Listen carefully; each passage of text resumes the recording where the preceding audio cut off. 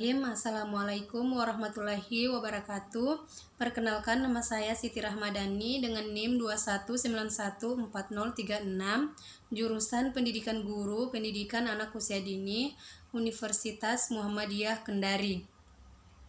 Baik, di sini saya akan menjelaskan isi proposal saya yang berjudul Meningkatkan Minat Belajar Anak pada Masa Pandemi COVID-19. Baik, yang pertama ada bab 1, pendahuluan, yang dimana isinya itu ada latar belakang, rumusan masalah, tujuan penelitian, manfaat penelitian, dan definisi istilah. Yang pertama itu latar belakang. Pada hakikatnya, pembelajaran dalam jaringan bukan hanya mentransfer pengetahuan, tetapi guru juga dituntut agar dapat menggunakan sistem pembelajaran dalam jaringan dengan baik, dan guru juga harus kreatif serta inovatif dalam melaksanakan pembelajaran agar dapat membangkitkan antusias dan semangat anak didik. Minat atau atensi memegang suatu peranan penting untuk menunjang pelaksanaan belajar anak. Minat yaitu ketertarikan yang besar dan antusiasme yang tinggi pada sesuatu. Untuk mengetahui seberapa besar minat dan antusias yang dimiliki anak dalam menerapkan pembelajaran dalam jaringan bisa diukur dari ketertarikan, kesukaan, perhatian, dan keterlibatan anak dalam suatu pembelajaran. Setiap anak mempunyai tingkat minat yang berbeda-beda. Jika minat belajar pada anak tinggi, maka akan muncul perasaan suka dan tertarik pada pembelajaran. Dengan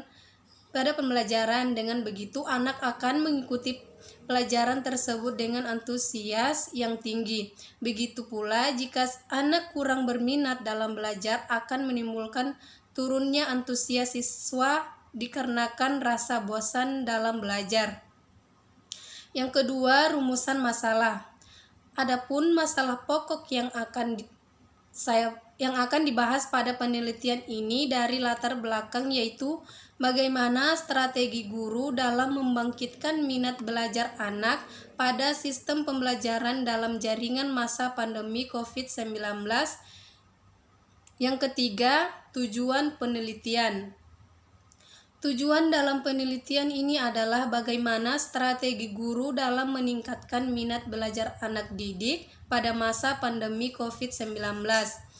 Yang keempat, manfaat penelitian. Yang di sini ada dua manfaat. Yang pertama itu manfaat teoritis. Penelitian ini bermanfaat untuk menambah wawasan atau pengetahuan keilmuan seseorang, terutama dalam hal pelaksanaan strategi guru dalam membangkitkan minat belajar pada anak, dan bisa menjadi referensi bagi guru guna untuk pelaksanaan pembelajaran dalam jaringan masa pandemi COVID-19. Yang kedua, manfaat praktis. Yang pertama itu bagi sekolah. Penelitian ini dimaksudkan agar menjadi masukan bagi pihak sekolah mengenai perlunya strategi guru membangkitkan minat anak pada pembelajaran dalam jaringan online atau di masa pandemi COVID-19. Yang kedua itu bagi guru. Penelitian ini dapat dijadikan informasi dan pertimbangan bagi guru dalam menggunakan strategi mengajarnya agar minat siswa dapat dibangkitkan saat pembelajaran dalam jaringan. Yang berikutnya itu bagi peneliti. Penelitian ini diharapkan kepada peneliti selaku calon pendidik dapat lebih baik dalam memahami dan menguasai strategi-strategi mengajar, khususnya untuk membangkitkan minat belajar pada anak di saat pembelajaran dalam jaringan. Yang kelima, definisi istilah. Strategi pembelajaran merupakan serangkaian keputusan untuk membuat tata cara proses belajar mengajar dengan tujuan mendapatkan hasil pembelajaran yang sesuai dengan tujuan yang telah ditetapkan. Yang kedua itu minat belajar anak didik merupakan faktor utama yang menentukan derajat keaktifan anak. Dua, kajian pustaka, yang dimana itu ada kajian teori dan penelitian yang relevan, strategi pembelajaran, minat belajar, pembelajaran dalam jaringan masa pandemi COVID-19, penelitian yang relevan, kerangka berpikir. Yang pertama itu kajian teori dan penelitian yang relevan. Strategi pembelajaran merupakan perencanaan yang memuat serangkaian aktivitas yang sudah disiapkan yang mana hal-hal dilaksanakan untuk tercapainya tujuan pembelajaran.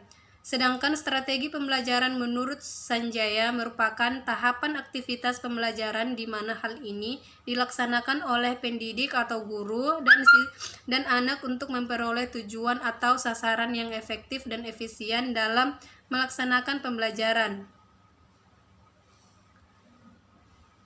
Yang berikutnya itu prinsip memilih strategi pembelajaran. Dalam memilih atau menentukan strategi pembelajaran terdapat prinsip yang patut diperhatikan seorang guru atau Direktorat Tenaga Kependidikan, diantaranya sebagai berikut. Yang pertama itu, tujuan pembelajaran adalah kemampuan yang diharapkan dapat tercapai setelah siswa menyelesaikan suatu aktivitas pembelajaran. Guru dapat menentukan atau memilih suatu strategi yang bakal digunakannya melalui tujuan pembelajaran. Yang kedua, aktivitas dan pengetahuan awal anak. Aktivitas anak tidak hanya dalam hal fisik saja, tetapi juga melibatkan aktivitas atau aksi yang bersifat psikis atau moral. Yang ketiga, integritas bidang studi atau pokok bahasan. Mengajar dapat menumbuhkan kemampuan kognitif, afektif, dan psikomotorik karena dalam membangkitkan dan mengembangkan aspek tersebut terdapat strategi yang dilakukan oleh pendidik. Yang kedua, penerapan strategi pembelajaran. Suatu keberhasilan seorang guru dalam menerapkan strategi pembelajaran bergantung pada kemampuan guru dalam menganalisis kondisi pembelajaran yang ada. Berikut adalah hasil analisis bisa dijadikan pijakan dasar guru dalam menentukan suatu strategi pembelajaran yang akan digunakan. Yang pertama itu tujuan pembelajaran. Secara teoritis, tujuan pembelajaran terbagi menjadi 3 jenis, yaitu tujuan pembelajaran ranah, kognitif, afektif, dan psikomotorik. Yang kedua, karakteristik anak, berkaitan dengan aspek atau bagian yang melekat pada diri anak pelajaran yang akan digunakan. Yang pertama itu tujuan pembelajaran. Secara teoritis, tujuan pembelajaran terbagi menjadi 3 jenis, yaitu tujuan pembelajaran ranah, kognitif, afektif, dan psikomotorik. Yang kedua, karakteristik anak, berkaitan dengan aspek atau bagian yang melekat pada diri anak seperti minat, motivasi, bakat, kemampuan, gaya belajar, kepribadian, dan lain-lain. Yang ketiga, kendala sumber atau media belajar. Media pembelajaran adalah perantara informasi dari pengirim ke penerima. Pesan guru ke anak. Implementasi strategi pembelajaran bukan hanya digunakan untuk isi atau materi pelajaran, akan tetapi sumber atau media belajar tertentu juga dibutuhkan. Yang keempat, karakteristik atau struktur bidang studi. Perbedaan struktur bidang studi membutuhkan suatu strategi pembelajaran yang berbeda-beda. Yang berikutnya, pentingnya strategi guru. Johnson mengemukakan bahwa jika guru ahli mengelola dengan bakat kreatif dan kemampuan mengajar anak-anak di semua level, maka bisa jadi Anda tidak mempunyai kesulitan dalam menjalankan seluruh kurikulum yang diisyaratkan bagi mata pelajaran atau kelas.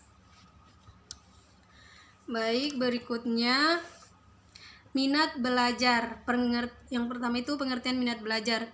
Minat yaitu ketertarikan yang besar dan antusiasme yang tingkat pada sesuatu. Sedangkan menurut Susanto, minat adalah dorongan atau stimulus yang berasal dari diri seorang individu atau faktor yang memunculkan suatu ketertarikan anak secara efektif sehingga dapat mengakibatkan terpilihnya suatu kegiatan yang bermanfaat, menyenangkan, dan dapat membuat kepuasan dalam diri individu. Berikutnya, indikator minat belajar anak sangat penting sekali. Keberadaannya dalam belajar sebab dengan adanya minat akan memunculkan perasaan senang, ketertarikan, dan meningkatkan perhatian serta sebagai keterlibatan anak aktif saat pembelajaran. Dalam Minat belajar itu sendiri terdapat 4 indikator di dalamnya. Yang pertama itu perasaan senang, ketertarikan anak, yang ketiga perhatian anak, dan yang keempat itu keterlibatan anak. Solusi membangkitkan minat belajar anak. Menurut Slameto mengatakan bahwa terdapat beberapa solusi yang dapat diterapkan guru guna membangkitkan minat belajar pada anak. Yang pertama itu memperkenalkan materi yang dirancang dengan cara yang sistematis, lebih praktis, serta dalam penyajiannya berseni. Yang kedua, menginspirasi dan memberi suatu rangsangan pada anak agar menaruh perhatian yang tinggi pada bidang studinya. Yang ketiga itu mengembangkan kebiasaan teratur. Yang keempat, meningkatkan kondisi fisik peserta didik. Yang kelima, menjaga cita-cita dan ambisi anak. Berikutnya, menyediakan fasilitas pendukung yang memadai. Baik, di sini ada penelitian yang relevan. Penelitian yang dilakukan oleh Aziza Nurul Fadilah yang berjudul Strategi Menghidupkan Motivasi Belajar Anak Usia Dini Selama Masa Pandemi COVID-19 tahun 2020. Hasil penelitian menunjukkan bahwa bentuk strategi guru menghidupkan motivasi belajar anak didik dalam kebijakan di tengah wabah COVID-19 adalah dengan publikasi hasil kerja tugas untuk anak didik yang terbukti dapat menghidupkan motivasi belajar anak didik. Yang kedua, penelitian yang dilakukan oleh Amida itu dengan judul Strategi Guru dalam Meningkatkan Minat Belajar Anak Didik pada mata pelajaran PAI di SDN Palembang. Berikutnya, kerangka berpikir. Guru dapat melihat anak didiknya berminat atau tidak dalam belajar. Bisa terlihat dari ketertarikan, perhatian, kesukaan, dan keterlibatan anak saat pembelajaran karena minat pada anak itu berbeda-beda. Maka dari itu, guru memiliki strategi tersendiri dengan menyesuaikan kondisi dan kebutuhan anak dalam membangkitkan minat belajar pada anak saat pembelajaran dalam jaringan COVID-19. Yang bab 3 metode penelitian yang berisi jenis penelitian, tempat dan waktu penelitian, pendekatan dan jenis penelitian, data dan sumber data, dan teknik pengumpulan data. Yang pertama itu jenis penelitian. Pendekatan yang digunakan di penelitian ini ialah pendekatan kualitatif, di mana yang dikatakan penelitian kualitatif yaitu penelitian yang mempunyai tujuan dalam memahami suatu fenomena atau kejadian yang terjadi pada subjek penelitian secara keseluruhan sesuai kondisi objektif tanpa memanipulasi kata serta bahasa yang berbentuk deskripsi pada konteks atau situasi tertentu yang alamiah dengan memanfaatkan beragam metode. Yang kedua, tempat dan waktu penelitian. Tempat dilaksanakannya penelitian yang dilakukan oleh peneliti yaitu di RA Musdalifah, Kecamatan Poasia.